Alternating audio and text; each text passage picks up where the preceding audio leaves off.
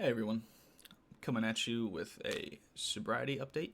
I'm almost 3 months into sobriety from alcohol and hard drugs. This is technically the 2 month of sobriety update video. I'm going to try to do one of these every month for each month of sobriety I get past for the first year. The date of my last drink was August 7th, 2024. I haven't really been going to meetings. I've just been working a lot. Still no sponsor, but the season is coming to an end, and I've just been trying to take it easy, just work, go home, don't drink, pray, meditate, all that good stuff. I've been keeping up my spiritual fitness with meditations and prayers. I've been reading spiritual literature and been listening to spiritual podcasts while I'm at work. Just put the headphones in. This past 2 months, 2 to 3 months, have been really peaceful and joyful. I've been taking a more balanced and healthy approach to life. I'm not so hard on myself. I've been trying to silence my inner critic more. But my activities have mainly consisted of just working, like I said, working out, meditating, gaming, streaming. I resubbed to World of Warcraft. That makes it pretty easy to take a backseat to life. Don't judge me. But yeah, I've just been focusing on not drinking being the number one thing. If I get up, go to work, go home, and don't drink or do any hard drugs for that day, I'd say it's a win for the day, for the first 6 months at least. I'm just trying to keep it that simple. Because that has to be, I have to stay sober. Have to, or I can't do anything else. Wrecks everything every time. But yeah, I've just been trying to enjoy the moment, enjoy my days, work, and just focus on staying sober instead of putting so much pressure on myself to produce, perform. My quality of life, everything's gone pretty smoothly. I've really kind of shut down my analytical monkey brain thoughts. It's an obsessive, compulsive mental habit of mine where I just I overanalyze my own behavior and the past specifically, thinking that it'll change the future in my future decisions, and I just don't think that's the case anymore. I'm trying to leave that state of mind behind for a more peaceful and joyful life, letting go and letting something greater try to take hold. All my thinking patterns that I recognize as obsessive and over analytical and really toxic to my well-being, I've really done a good job at not entertaining those thoughts. As soon as something comes into my awareness that I don't think I need to analyze or focus on or do anything about, I just let it go. It's really the name of the game here. As soon as I notice myself and I'm aware of my brain going into that hyper-focused, analytical, critical mode and thinking in reverse and, just trying to change the past in my head, which is crazy, I just let it go. I just put a halt to it. I trust in the wisdom I've gained that it's not for my well-being. It's not making me more productive. It's really discouraging. I've been trying to switch around my inner critic.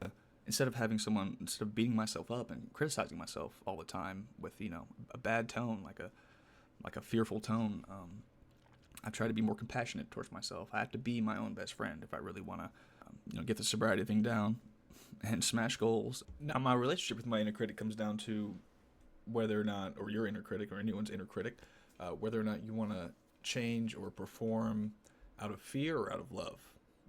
And honestly, I think it's kind of supposed to be both for humans, at least for us here in this three-dimensional plane, but I think mine's imbalanced. I think a lot of other people's motivating factors, whether fear or love, is imbalanced. I think through our evolution, our fight or flight response is it's there, it's in our subconscious. We are hardwired to react to immediate dangerous threats, and that's how we react to, our stressors and our anxiety and our worries about the future. It's that same immediate danger. It's like it's right there and it's now. It's just not. Most of the human race uses fear more than love as a motivating factor, which I don't think that's very joyful. I think if not balanced, you should definitely be more motivated by love. I've tried fear a lot. It doesn't seem to be working. Being motivated by fear for me doesn't work. So I'm trying to be motivated by love. But again, it's balance. Any kind of uncomfortable stress I've had over the past couple months has really just been a result of making up problems in my own head. Focusing on future realities that aren't reality, that haven't even happened yet. That's anxiety, that's fear. And I think that's true for most people. The world today is racked with anxiety and depression, and it's been said depression is focusing too much on the past and anxiety too much on the future. So I think a lot of people, including myself, get too hyper-focused on the future and making sure they're doing everything they can to make sure it goes exactly how they want it to go, which is just ridiculous, and that doesn't sound like an adventure to me, or a mystery, or fun, or challenging. It just sounds safe and boring now to me. So I've really been trying to live in the moment, stay present, and not listen to the lies that go on in my head that I tell myself are true. I've just been letting those go, and just been trying to live into my real identity, my true identity, which is, I guess, Son of God, divine, pure consciousness, awareness, whatever you want to call it. That can't be changed about me. Nothing I do can ever really hurt that connection. The connection I have to the divine, to God, the connection everything has to God, the connection I have to God, the quantum field, whatever you want to call it, 0-point field, however you want to look at the mystery that is creation and the hidden forces behind it. I've been trying to just stay connected to that unchanging, loving part of me, my soul, my real identity, the part of me that is connected to God, my higher self, I guess you could say. I've been trying to abide in that love and that identity instead of my egoic identity. My personality, who I think I am from what I do and what I make up in my own head, And I'm actually thankful for my inner critic. That's part of having a good relationship with myself. It's a fear of not doing what's best for myself, but it is toxic, like I said.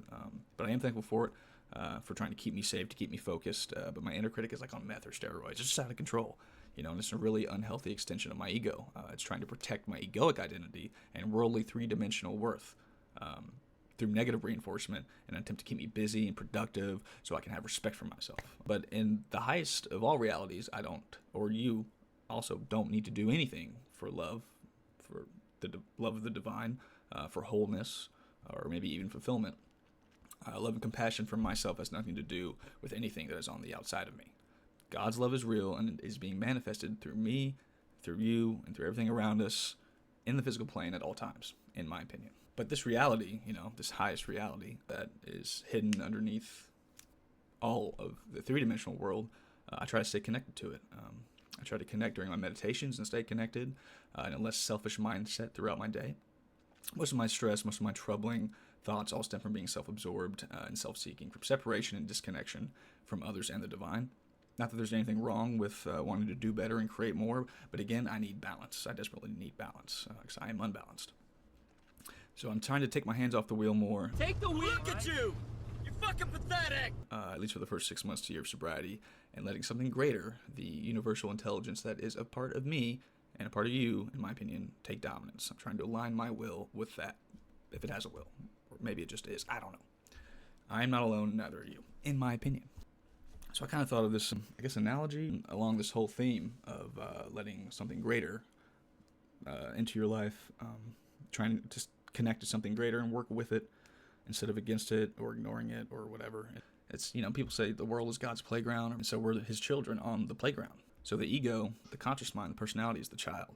And you could even say the subconscious is the God consciousness, the superconscious, the thing that keeps your body running and everything. That, or, just God itself, he, she, whatever, is the parent. And my conscious mind doesn't know what's going on, doesn't really know how I got here, how it all works, is the child. And the world is God's playground, and we're the children on the playground. Well, if the ego starts to try to control things and figure things out and ask questions and overanalyze and, assert itself as controlling and all-knowledgeable and powerful and prideful, you're essentially an adult on the playground, and you're going to ruin the fun for yourself and everyone else around you. So I've really just been trying to take that to heart and just trying to enjoy life, live in the moment. It's not that serious. Nobody makes it out alive. I'm just trying not to harm myself or anyone else anymore. I will also say that I lost a friend in the past week or so due to alcoholism. I've only been friends with him for the past few years or so, and we knew his health wasn't great due to alcoholism, cirrhosis of the liver, and he stopped. I won't go into all the details, but he unfortunately passed to this disease. And I was pretty sad, and I was thinking, man, I can either drink, it's the last Halloween of my 20s, I should drink, celebrate Brian's death, pour one out for him. So I could either do that route, or his name's Brian, I wasn't going to say his name, or I could use it as fuel to stay sober and as a reality check to where this can go. I can say if I had to summarize like a theme for the past 2 to 3 months of sobriety this time around, I would say overall, joy, peace, and progress. But notice joy and peace came first, as well as relinquishing control, or too much control, just letting go, which I think I mentioned that in my last video. Taking my hands off the wheel, letting go, living in the moment, letting the future be the future and the past be the past, but living in that moment where they both converge and just not trying to, like I said, control everything with so much rigid strictness, you know. I think I let go of things outside my control a long time ago, but now I'm letting go of things even within my control, like my habits. Like I'm being more patient with myself. I realize I can't always control my behavior. It's hard, you know. It's hard breaking addictions and creating better habits in place of habits of laziness and procrastination. So like I said, my conscious egoic personality is trying to take a back seat. I'm trying to go with the flow. I'm trying to believe in some kind of plan or expectation for my life that will lead me to feeling fulfilled and feeling loved and put me in a position to love others. So joy, peace, progress, letting go, and not trying to control everything. Stop trying to control everything and just let go. Because that's not really an adventure, is it? It sounds kind of boring. But some really cool things have been happening in my life. I'm excited about my future, financial, job stuff. I don't really think I'm going to talk about any of that.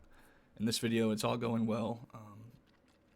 All I got to do is stay sober and everything falls into place pretty much. I mentioned this in my last video, but actually forgot to link it, I think, in the description. I have a website, kind of like a blog site I created where I post a lot of my reflections, thoughts, stories, anecdotes, articles, etc. So check it out if you like. It's called The Obtuse Observer. Trying to get like a writing freelance thing going here. It's connected with YouTube and Twitch and all that for shits and giggles. All right, that's all I got. Peace. Fuck what you know. You need to forget about what you know. That's your problem. Forget about what you think you know about life, about friendship, and especially about you and me. Hitting bottom isn't a weekend retreat. It's not a goddamn seminar. Stop trying to control everything and just let go. Let go! All right, fine.